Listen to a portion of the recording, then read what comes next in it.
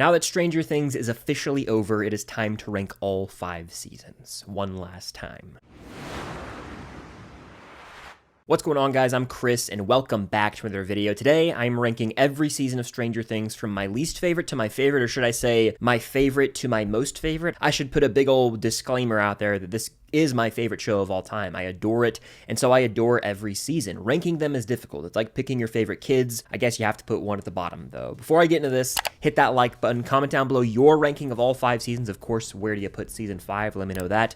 And if you want extra content from the world of Stranger Things and beyond, including upcoming reactions to shows and other things, you can find that over on my Patreon. Any support over there truly does mean the world, and I'm excited for this because I've been asked to make this video forever and ever, and I haven't ranked the seasons officially in a long time. I've done it in passing on live streams, but this is my official final ranking for the time being. Again, this ranking will probably change as I watch season 5 more and as I get more time with these seasons, but let's just go ahead and dive right in. Now, coming in last place at number 5 for me is a season that at one point in time was my number 1 season. That goes to show you how much I love this show and how constantly it's all shifting. That is going to be season 3. I adore this season. Again, I have to make that very clear. The summertime vibes are unmatched. It's kind of the outlier season of the show, both aesthetically and thematically. It takes place on the 4th of July. The colors are popping. You've got some of my favorite locations in all of Stranger Things introduced here, notably Starcourt Mall. And this season gives us a lot of highs. I'm thinking of the Scoops Troop plotline, where you got Steve with Dustin and their whole friendship really blossoms this season. Robin is introduced and she is solidified as a top tier character to me by the end of this thing. And Erica's thrown in there as well. So you have some fun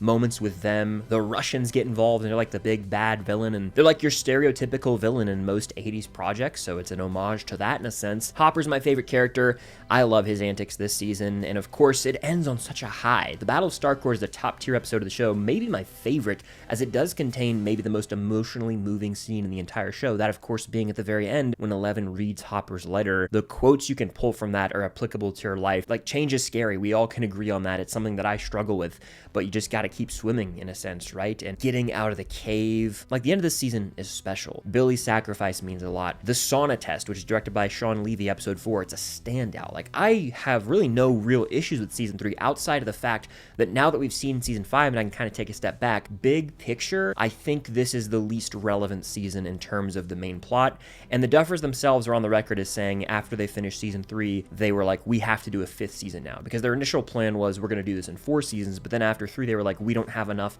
time to tie it all up in season 4, so they had to do a season 5. So I think season 3 kind of went off of the path of the show a little bit plot-wise, and I'm not saying it was unnecessary. It really did strengthen a lot of the character relationships and bonds, which is important in a show like this, but plot-wise, it is probably the least relevant. Some of the character groupings are really fun. The soundtrack's there, the summer fun vibes. You got a death that rips your heart out with Alexi, but overall, I think as I've gotten older and as I've really rewatched the show through the lens of how is this all going to tie together in season 5, season 3 does fall to the bottom, but again, I would watch this season right now and I'd still argue it's the most rewatchable season. I am not hating, this is just the one I put at the bottom as of today. At number 4 on my list, I have the recently released season 5. Now, I can't go higher than the others right now just because it's so fresh. I have to rewatch this season a lot more and spend an equal amount of time with it because I've seen all the other seasons a handful of times at this point. I mean, the newest season prior to season 5 is like 3.5 years old, so I just finished season 5 and I'm on this all-time high. I thought the finale might be the best episode of the entire show. I'll have a ranking of all the episodes coming out soon. You guys won't want to miss that, so make sure you hit that notification bell if you haven't already. But the series finale, right, the right side up, spectacular episode. It was cinematic in scale, but also wonderfully brought to a close everyone's arc, as it was emotional. I was crying, just weeping as the credits rolled, witnessing the end of a show that I truly do adore. But looking back at the season as a whole, it's not just that finale that's the highlight. You've got Sorcerer, which is like the mid-season finale where Will taps into the hive mind and uses the powers of Vecna. That is so sick. And with season 5, its goal was to bring to a close this story and land the plane, and it did that for me. I know a lot of people take issue with volume 2. I myself enjoyed every second of it. Sure, I won't deny the fact that the run times could have been a bit longer in volume 2. That was one of my biggest gripes, is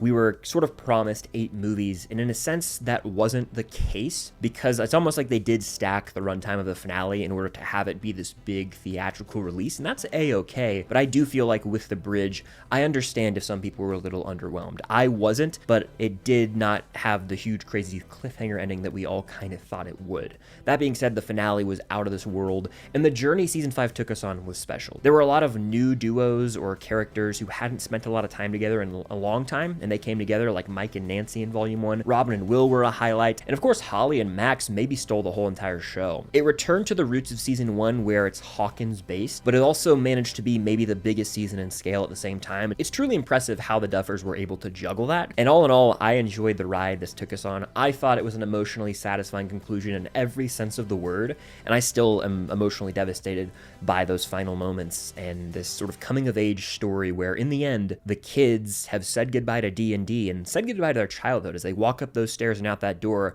they are transitioning into adulthood, but they will always have the memories, they will always have the stories to tell, and they will always believe. It was picture perfect, and I couldn't have asked for a better ending. I believe.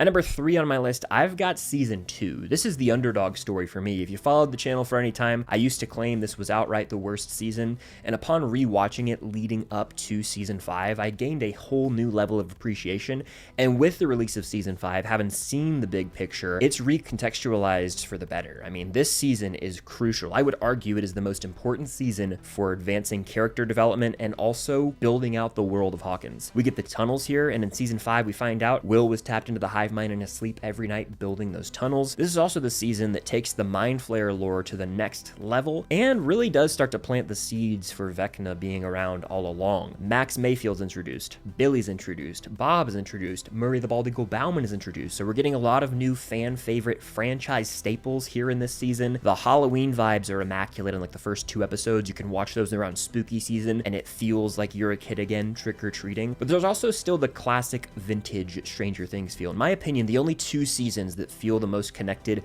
aesthetically and feel like they're the identical same show are probably season 1 and 2 because they were filmed in closest proximity, and you can kind of say this is the first chapter of Stranger Things. Then you have the 3, the 4, and the 5, but 1 and 2 are kind of one chapter of this show. I believe the final 3 episodes, excluding The Lost Sister, are the best 3-episode run in this entire show, arguably. Now, we do have to talk about the elephant in the room being The Lost Sister. It still maintains as the worst episode of the show. Yes, Kali came back in season 5, but I don't think that enough was done to really right the wrongs of that episode existing, and to me, it will always be the worst of the show, bar none. So that is like the one stain on the legacy of season 2. But if you just blend together the Halloween spooky season vibes with the advancements of the Upside Down, Dr. Owens and Hawkins' lab, all that stuff, plus the backstory we get on 11 with Terry Ives, like this is a very important season for characters. It's a very critical season for moving the plot forward and gives us some of our new fan faves. So all around, season 2, the most slept on, and I wouldn't be mad if someone had this at number 1. I know people who are huge fans of this season, and if you haven't rewatched it in a while, I encourage you to do so with the knowledge of season 5 because I promise you, it's going to get even better. Like there's a whole episode dedicated to Will being the spy. It's really incredible stuff, and it's setting up things that would come to fruition in the final season of the show. This just goes to show the genius of the Duffers. The score here, unreal.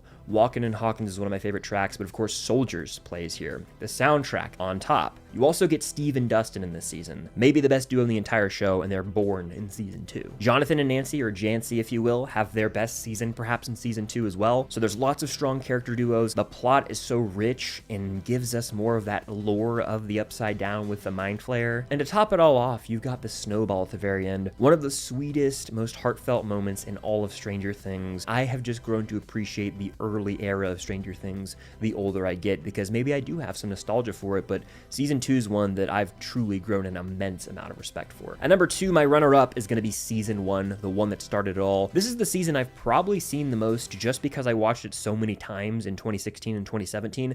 It was a show that was so unknown when it came out. It was like the hot new thing on Netflix, but we really don't know what it is. I checked it out, I immediately fell in love. I then showed the season to at least 2 friends that I can recall when I was in high school. And what really works about the first season of Stranger Things is it could have been a one and done. Like, yes, I am very happy that we got the next 4 seasons, because without them, we wouldn't have this show and this world that we all love, or the continuation of it, I should say. But season 1 functions perfectly as a one and done. It's a small scale story about this small town, this boy who goes missing, and it's really got some of the best writing and best dialogue in the entire show. I mean, Hopper is this broken father who lost his daughter and is grieving, dealing with his own internal demons. At the same time, an old friend or an old romantic flame potentially in Joyce has lost her son. So in a sense, he's able to feel for her, sympathize with her, and is able to relate to her struggle. Then you've just got the small town teen sci-fi drama that works. It's got a cool 80s soundtrack, the score's banging, and you buy into this world. This is when the show is at its smallest, so you can kind of look back and say, oh, that's kind of charming how the VFX haven't aged the best, but because they had such a small budget, they didn't even care. They were telling such a compelling story, and the moment that really sells me on this show as a whole is the end of episode 3, Holly Jolly, when Will's fake body is found at the quarry, and then the Peter Gabriel rendition of Heroes plays. When I watched that moment, I was like, this is it. I'm all in on this show. It can't be.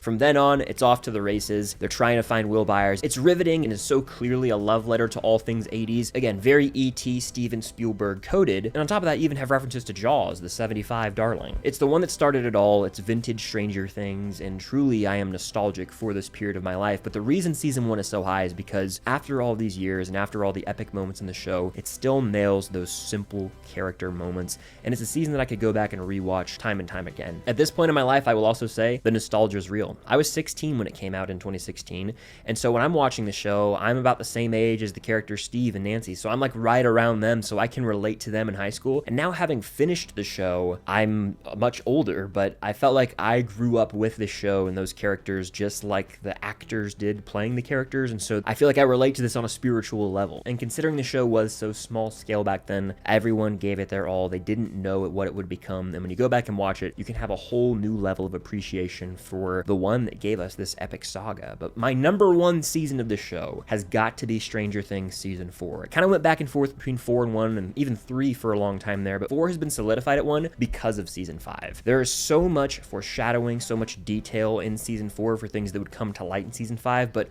really most importantly, season 4 is now proven to be a spectacle. Season 5 had long episodes, right? Most of them were over an hour. The longest was 2 hours and 8 minutes, but season 4's shortest episode was an hour and 3 minutes. We were consistently getting episodes that were an hour and 18 minutes, with some even reaching 2 hours and 22 minutes. It's a whole epic saga of its own in a 9-episode run of television, and it's just incredible. The visual effects may be the best the show's ever had. You get the character of Eddie Munson introduced, who's like this leader of the Hellfire Club, but he's a role model to Dustin and Mike, and these guys look up to him because he is not afraid to speak his mind and be himself and be a rebel, but he's also guiding the sheep. He is like shepherding in those who feel lost, who feel like they don't have a home, and he's just such a special character. His sacrifice in the end rips your heart out as Dustin has lost that older brother, but the legacy will always live on of Eddie Munson. I mean, the episode Dear Billy's in the season, need I say more? You got Max running up that hill. That's an out-of-body experience. When I first saw that, I felt like I was floating. The soundtrack in general, I think, may be the best in season 4. You got Separate Ways by Journey, Running Up That Hill, Detroit Rock City, I mean, Amadeus, I could go on and on and on. This soundtrack is the one that I've listened to maybe the most out of all 5 seasons. The score as well, the operatic Stranger Things theme at the very end. Come on. If we're making Marvel comps here, this is the Infinity War of Stranger Things, where it is the epic buildup, and in the end, our characters have lost as Hawkins and the Upside Down are merging into one. Vecna himself even says, you and your friends think you have won, but this is only the beginning of the end. The piggyback is its own freaking cinematic experience. That's a movie. And all around, I love the mystery of this season. It goes full horror with the first episode ending with Chrissy just being brutally killed. There's homages to Nightmare on Elm Street. Like, there's a ton of 80s horror-inspired moments here, but it never loses what the show was in season 1. There's the simple character moments, and at its core, Max is kind of the main character of this season, and she's grieving the loss of Billy, dealing with this trauma. So this show's always dealt with those themes of grieving and trauma, but also feeling lost and accepted with found family or friends. Like, all outcasts welcome, right? friends don't lie. There's this tight bond between them here in this season. And it's just crazy to think back on the scale of this season. You got the whole Creel House storyline based in Hawkins, but you have Hopper in Russia, and he gets a really compelling arc where he gives this monologue to Dimitri about how he feels like he's a curse and a burden to all those around him, and he's blamed himself for all this time. You got the California storyline, which has its ups and downs, but you get the one-take shootout in the Dear Billy episode, and of course, you've got the Nina Project facility, which on rewatch is maybe the most fascinating stuff because it's where you see Henry and Al's relationship the most on screen. The Massacre at Hawkins Lab, maybe the best episode of Stranger Things. It gave us this mind-blowing realization that Vecna is Henry Creel and also one. This, like, in terms of advancing the lore, unreal. It planted the seeds for the Abyss, or as we called it for years, Dimension X. It is such a special, large, grand season that fired on all cylinders emotionally and was so thrilling. I don't know if this season will ever be topped for me. It was a special era of life as well. The season 4 era you just had to be there for. It was unreal. And truly, it was a special event. This season is on top for me. It has all my favorite elements of Stranger Things. Yes, it's a bit darker. Yes, it's a bit on the longer side, but I just think with season 5, they were a little shorter with some of those episodes, and watching through 5, I was like, man, this is making me appreciate 4 even more because it pulled off hour 20-minute episodes like it was nothing. Like, I don't think we truly were able to soak in, realize, and appreciate how epic season 4 was in the moment. So at the end of the day, I have season 4 at the top of my ranking, but like I said, these seasons shift around all the time, and season 5 could make its way to number 1 after a few years of marinating on it. But that is my ranking of all 5 seasons of Stranger Things as of right now. It's pending always and could change tomorrow. But let me know in the comments down below your ranking of all 5 seasons, and of course hit that like button, subscribe and hit that notification bell, and be on the lookout for more videos coming very soon, including an episode ranking, a character tier list, and much more, including things not from the world of Stranger Things, some 2026 show anticipated rankings and movie rankings. Lots to come here in January you won't want to miss out on. And I'm actually doing a final live stream tomorrow where we're talking finale spoilers. I hope to see you guys there. But that's going to do it. Thank you guys as always for watching, and until next time, I'll see you on the other side of the Upside Down.